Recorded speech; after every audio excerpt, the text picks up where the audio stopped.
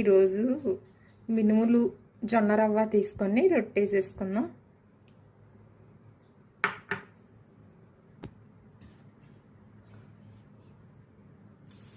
ఈ మినుముల్ని నీళ్ళల్లో వేసేసుకొని శుభ్రంగా కడిగేసి గాలించేసుకొని రవ్వలాగా మిక్సీ పెట్టేసుకుందాం.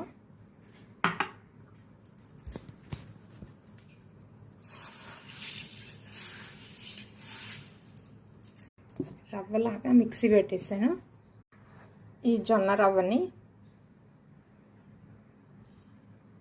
మిక్సీ పెట్టిన మినుముల రవ్వలో పోసుకొని కలిపేసుకోవాలి. కాస్త నీళ్లు పోసి కలిపేసి నానబెట్టుకోవాలి. 1 గంట నానితే చాలు. కాస్త ఉప్పు వేసేసుకుందాం. ఉప్పు అంతా బాగా కలిపి పెట్టుకుందాము. ఉప్పు కలిపి పెట్టుకొని ఉప్పు సరిపోయిందో లేదో సరి చూసుకోవాలి. రొట్టె అయితే వేసాను. పైన కాస్త జీలకర్ర జల్లుకుందాం.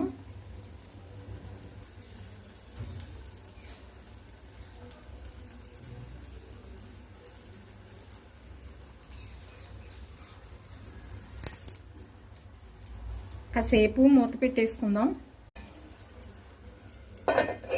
చక్క రొట్టె అయితే కాలింది. అడుగున తిరగేసుకుందాము. చూడండి, ఈ విధంగా చక్కగా ఎర్రగా కాలి కరకరలాడుతూ క్రిస్పీగా చాలా బాగుంటుందండి ఈ రొట్టె. ఈ రొట్టెకైతే ఉల్లిపాయ ముక్కలు, పచ్చిమిరపకాయ, అల్లం అక్కర్లేదు. రొట్టె అయితే చక్కగా బాగా కాలింది. చూడండి ఎర్రగా ఎంత బాగుందో. కరకరలాడుతూ చాలా టేస్టీగా ఉంటుందండి ఈ రొట్టె.